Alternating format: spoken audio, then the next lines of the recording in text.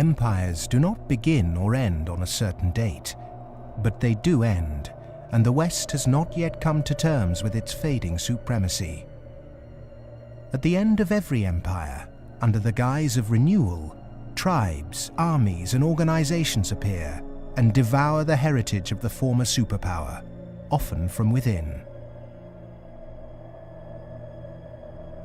In his essay, The Fate of Empires, the soldier, diplomat, and traveller Lieutenant General Sir John Glubb analysed the life cycle of empires. He found remarkable similarities between them all.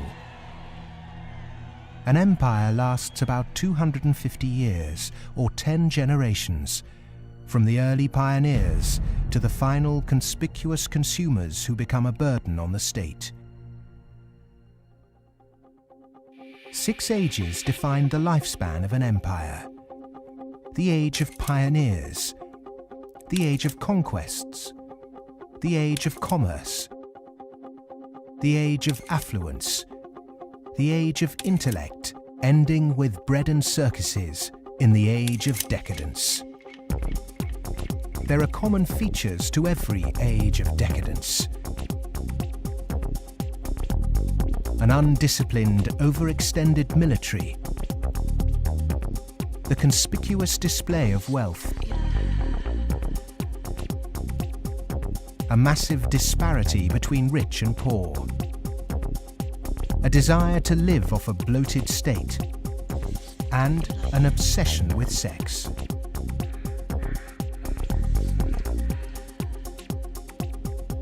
But perhaps the most notorious trait of all is the debasement of the currency. The United States and Great Britain both began on a gold or silver standard, long since abandoned. Rome was no different. So it started on a principle that was very sound, and it was on a silver standard. But as it corrupted further and further and further, the Roman denarius got to the point where it was basically a copper coin, and they learned how to plate, and it was washed in silver, and in circulation the plating came off. And at the end, all the senators that really did at one time represent the people only were interested in representing how much wealth they could steal at the top. Great empire wealth always dazzles, but beneath the surface, the unbridled desire for money, power, and material possessions means that duty and public service are replaced by leaders and citizens who scramble for the spoils. Historically, all the signs of the demise of empire are beginning to develop. Some are more trenchant than others. This current financial and economic crisis, that sort of thing always accompanies the demise of empire. The people of Rome were constantly being distracted by the gladiatorial events, and the politicians knew that they did this. Whenever there was unrest among the people, they had a huge event going on, and they created a new event with lots and lots of gladiators, and every day we're doing that. That is a common trait of declining empires. And so today in the United States, for example, you find a tremendous emphasis on all kinds of television programs that distract people from what's really going on. Sports is a big part of that, as it was in the gladiator times.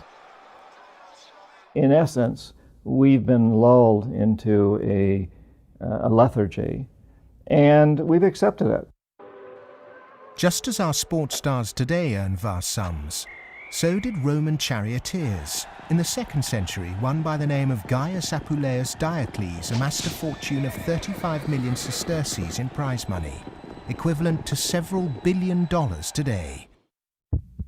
Strangely perhaps, there's another profession that is disproportionately hallowed as an empire declines. The Romans, the Ottomans, and the Spanish all made celebrities of their chefs. And this again is typifying the end of an empire, where things were so great, we have this last oomph of momentum that we used to be great, and we felt great, and we don't feel it anymore. So everyone is out searching for it. Well, maybe it's in the best food, or the best clothes, or the best music, or the best movies, or a reality TV show, or another magazine. But you can never get enough of what you don't need.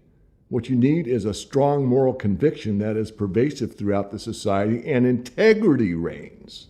There's a vast apathy. There's a vast amoralism even a political nature to it. That is to say, there are vast numbers of people who don't give a damn. And so there's this natural, I suppose, entropy. Any living organism, which an empire is, of course, over time dies. Question is, how does it die? Does it die in a violent cascade of events, or does it die over a long period of time?